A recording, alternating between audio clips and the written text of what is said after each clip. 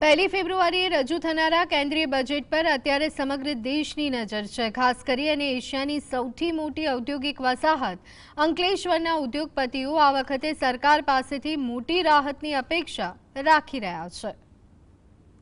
દેશનું સામાન્ય બજેટ રજૂ થવાના હવે ગણતરીના દિવસો બાકી છે, ત્યારે અંકલેશ્વરના ઉદ્યોગ જગતમાં ભારે ઉત્કંઠા જોવા મળી રહી છે।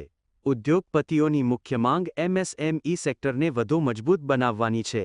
સરકાર આ ક્ષેત્ર માટે કોઈ વ્યવહારુ યોજનાઓ લાવે તેવી અપેક્ષા છે। વૈશ્વિક ટેરિફ વોરના કારણે નિકાસમાં 30થી 35% મોટો ઘટાડો નોંધાયો છે। આથી એક્સપોર્ટને ફરી ગતિ આપવા વિશેષ ઇન્સેન્ટિવની માંગ ઉઠી છે। અંકલેશ્વર ઉદ્યોગ મંડળે જણાવ્યું છે કે નિકાસ આધારિત એકમોને અત્યારે તાત્કાલિક સરકારી બૂસ્ટર ડોઝની જરૂર છે।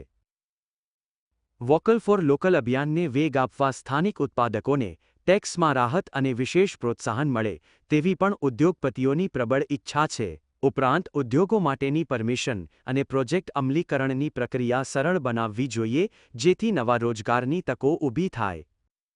એટલું જ કહીશ કે જે ઇઝી ડુઈંગ બિઝનેસના અંતર્ગત જે પરમિશનો મળવામાં અને જે ઇમ્પ્લિમેન્ટેશન થવું જોઈએ, સરકાર ખાસ એમાં ધ્યાન આપે, ઝડપથી થાય અને એમએસએમઈને વધારે અપલિફ્ટ કરવા માટે જે કાંઈ ટેક્સેશનની અંદર છૂટછાટ આપે કે ભાઈ જે લોકો લોકલ રો મટીરિયલ પ્રોક્યોર કરતા હોય, ઇમ્પોર્ટ આધારિત ન હોય, તો એમને કઈ સ્પેશિયલ ઇન્સેન્ટિવ મળે।